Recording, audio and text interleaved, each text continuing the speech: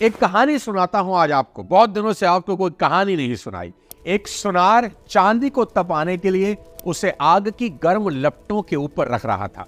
तो उसका 16 साल का लड़का उसे देख रहा था। बेटे ने कहा, पापा ये क्या कर रहे हो? सुनार ने बेटे से कहा, चांदी को लपटों के ठीक बीचों बीच उस जगह रखना पड़ता है जहां आग की लौ सबसे ज्यादा गर्म होती है, ताकि चांदी का सारा खोट, उसकी इम्प्योरिटी यानी अशुद्धता जलकर राख हो जाए। बेटे ने कहा, आप कब तक इसे ऐसे ही पकड़कर बैठे रहोगे पापा? सुनार ने जवाब दिया, बेटा चांदी को पकड़कर सिर्फ बैठा ही नहीं रहूंगा, बल्कि पूरे समय चांदी पर नजर भी जमाए रखनी होगी। अगर चांदी ज्यादा समय आग की लपटों के बीच रही तो नष्ट हो सकती है। बेटे ने बड़ी मासूमियत से पूछा, पापा आपको कैसे पता चलेगा कि चांदी पूरी तरह शुद्ध हो गई? पिता ने मुस्कुराकर बेटे को जवाब दिया, बहुत आसान, जब उसमें मेरी झलक दिखने लगे, जब मेरा अक्स उसमें नजर आने लगे। नहीं समझे आप? मैं समझाता हूं। दोस्तों, अगर आप जीवन की गर्माहट को महसूस कर रहे हैं, सब कुछ करने के बाद भी कुछ नहीं हो रहा, तो बस इतना याद रखें कि मालिक की आप पर सीधी नजर है, और वो तब तक आपके ऊपर नजर रखेगा जब तक वह खुद आप में अपना अक्स नहीं देख लेता। भगवान इंसान के रूप में इसीलिए आए ताकि इंसान से फिर भगवान हो सके। जिंदगी की कोई भट्टी आपको कभी नहीं जलाती, ये तो आपको तपाकर चमकती हुई चांदी में ट्रांसफॉर्म कर रही। तो अगर अगले कुछ सालों में खुद को पूरी तरह से कामयाब देखना चाहती हो तो खुद को तराशने के लिए तैयार हो जाओ। नोट कर लो आज मेरी बात, अगर तुम तराशे जाने को तैयार हो तभी पूजनीय बन सकते हो, नहीं तो कभी नहीं। पत्थर की ठुकाई पिटाई के बिना कोई मूर्त कभी नहीं बनती। तबले को भी सुर में लाने के लिए तबला वादक ऊपर और नीचे से उसे ठोकता है। सितार हो या गिटार, बाजार से कभी सुर में नहीं आते, बेसुरे ही आते हैं। बजाने वाले उनका कान मरोड़ कर उन्हें सुर में लाते हैं। यानी सफल होने के लिए तपना तो पड़ेगा। तो आज जिंदगी में आगे बढ़ने के 3 सबसे इंपॉर्टेंट सूत्र इस वीडियो में दे रहा हूं। आज एक बेहद अजीब बात आपको बताना चाहता हूं, जो मैंने पिछले कुछ सालों में सीखी है कि जिंदगी में अगर बेहद ऊंचाई पर पहुंचना चाहते हो तो सबसे पहले अपनी समस्याएं बड़ी करो। ठीक सुना आपने, अपनी प्रॉब्लम बड़ी करो। छोटी प्रॉब्लम छोटे इंसान बनाती है। आप भी सोच रहे होंगे कि सोनू जी का दिमाग कहीं चकरा तो नहीं गया? दुनिया प्रॉब्लम खत्म करने की बात करती है और ये बढ़ाने के लिए बोल रहे हैं।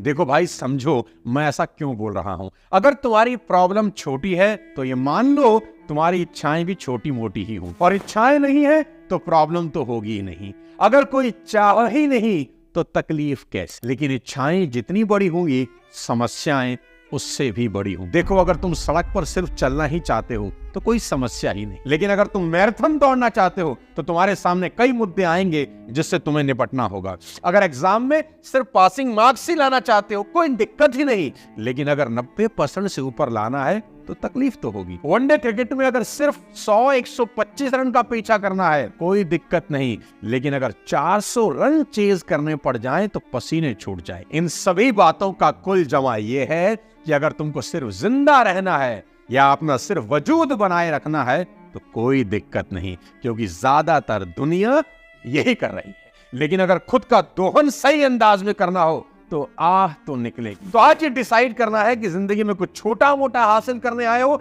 या कुछ बड़ा, और देखना बड़ी प्रॉब्लम को सॉल्व करते करते एक दिन आप बड़े इंसान बन जाते हो। आसान रास्ते नहीं, मुश्किल रास्तों की तलाश करना, खुद को चैलेंज पेश करना। मैं हमेशा से कहता हूं, गंगोत्री से गंगा सागर की दूरी तो मुर्दा भी तय कर लेता है। उसमें क्या महानता है? मुर्दे को आप गंगोत्री में बहा दो तो बहता बहता गंगा सागर पहुंच ही जाएगा। उसमें उसे करना ही क्या है? लेकिन अगर खुद को परखना हो तो गंगा सागर से गंगोत्री की तरफ तैर कर दिखाना ही होगा। वह पथ क्या, पथिक कुशलता क्या जिस पथ पर बिखरे शूल न हो, और नाविक की धैर्य कुशलता क्या जब धाराएं प्रतिकूल ना। देखो दोस्त, जहां बहाव विपरीत है वही नाविक की असली परीक्षा भी होती है। अगर आप चाहते हैं कि मरने के बाद भी आपको याद रखा जाए तो 2 काम करिए, पढ़ने लायक कुछ लिख डालिए या लिखने लायक कुछ कर डालिए। क्योंकि जो व्यक्ति समय की धारा के साथ बहता है, इतिहास उसे समय के साथ भुला देता है, और जो व्यक्ति समय की धारा को मोड़ देता है इतिहास में अमर हो जाता है। दोस्तों, हमारी नियति यही है कि हमने एक जैसे मनुष्य के रूप में जन्म लिया, पर हमारी कीर्ति इसी में है कि मौत के समय हम सब एक समान ना हो। अब दूसरा बेहद इंपॉर्टेंट सूत्र जो आपको कामयाबी के शिखर पर पहुंचा देगा वो बताता हूं। और मेरा आज की वीडियो बनाने का पर्पस ही यही है कि जीवन में रोना नहीं, खुश रहना है। चाहे जितनी भी प्रॉब्लम आए, समस्या आए, छोटी प्रॉब्लम हो तो ये सोचकर खुश हो जाना कि इतनी सी प्रॉब्लम पर क्या रोना, और अगर बड़ी समस्या हो तो ये सोचकर नाचना कि भगवान आग में तपाकर कुंदन बनाना चाहते हैं। देखो भाई, आज के बाद अपना बीपी कभी नहीं बढ़ाना। दिक्कत क्या है जानते हैं? हमें बचपन से ही रोने की गंदी बीमारी लग गई। जब बच्चे थे तो खिलौने की कार मिली, जब वो कार टूट गई तो अपन रोने लगे। थोड़े से बड़े हुए तो रिमोट वाली गाड़ी पापा जी ले आए, और जब उसका सिग्नल खराब हुआ और उसने चलने से मना कर दिया फिर रोने लगे। फिर आई 5 लाख की फोर्ड, उस पे स्क्रैच लगा, फिर रोए। होंडा सिटी का बम्पर टकराया, फिर रोए। फिर मर्सिडीज, फिर कुछ ना कुछ हुआ, रोता ही रहा। कभी स्क्रैच लगा, कभी बम्पर लगा, कुछ ना कुछ ड्रामा लगा रहा, और अपन हर बार वैसे ही रोते रहे। कुल मिलाकर बात यह है कि हमारे खिलौने तो बड़े हो गए लेकिन हम बड़े नहीं। चीजें बदल गई पर हमारे रोने का स्वभाव नहीं बदला। बस आज से ये बचकाना बंद करना है, रोना नहीं। जो अपने मन का हो तो अच्छा, जो अपने मन का ना हो तो और भी अच्छा, क्योंकि वो उसके मन का हो। जीवन को खेल ही मान और चीजों को खिलौना। और याद रखना, खिलौने सिर्फ एंटरटेनमेंट के लिए होते हैं। किसी भी खिलौने के लिए एक भी आंसू मत बहाना, क्योंकि आपके आंसू से ज्यादा कीमती कोई खिलौना नहीं। प्रॉब्लम छोटी हो या बड़ी, वो आपको बड़ा करने ही आती है। जिम रॉन का एक बहुत शानदार कोट है जो मेरी जिंदगी में बहुत काम आया।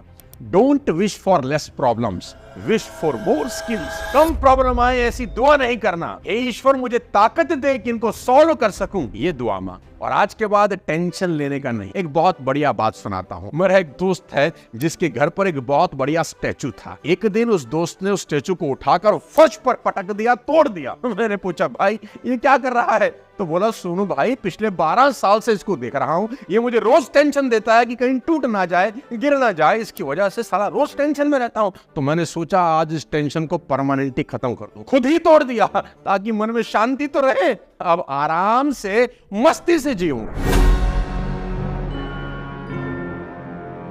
और इस वीडियो के आखिर में जीवन में सफल होने का तीसरा और सबसे आसान मंत्र दे रहा हूं, और वो है सब्र रखना। धीरे धीरे रे मना, धीरे सब कुछ होए, माली सींचे 100 घड़ा, ऋतु आए फल। कुछ चीजें हमारे फड़फड़ाने से जल्दी नहीं हो जाती। जिसको होने में जितना समय लगता है उतना लगेगा ही।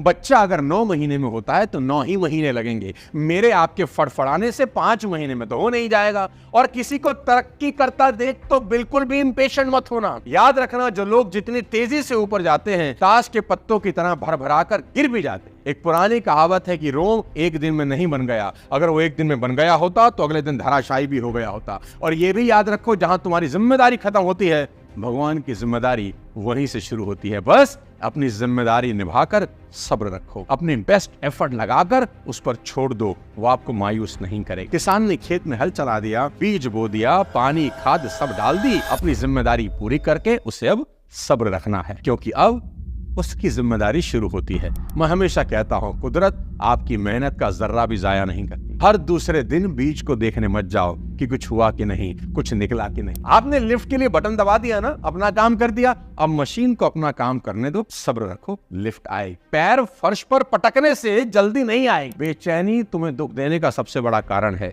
तुम खुद से अपने दोस्त हो, खुद अपने दुश्मन। कोई बाहर नहीं है जो तुम्हें दुखी करे। खुश रहना है तो सब्र करना सीख लो। वेटर को ऑर्डर देने के बाद सब्र रखो, खाना आ जाएगा। इतने बेचैन मत हो। आजकल की जनरेशन को, जिसको हम जेनजी बोलते हैं, उनको मेरी ये बात जरूर सीखनी होगी कि सब्र का फल सच में मीठा ही होता है। और आपको बेहद हैरानी होगी जानकर कि इम्पेशेंट इंसान समय से पहले बूढ़े हो जाते हैं। कहते हैं ना, ठंड रखो ठंड। आजकल तो पड़ भी बड़े जोरों की रही है? आज के लिए इतना ही। अगले किसी और वीडियो में जल्दी आपसे मिलता हूँ।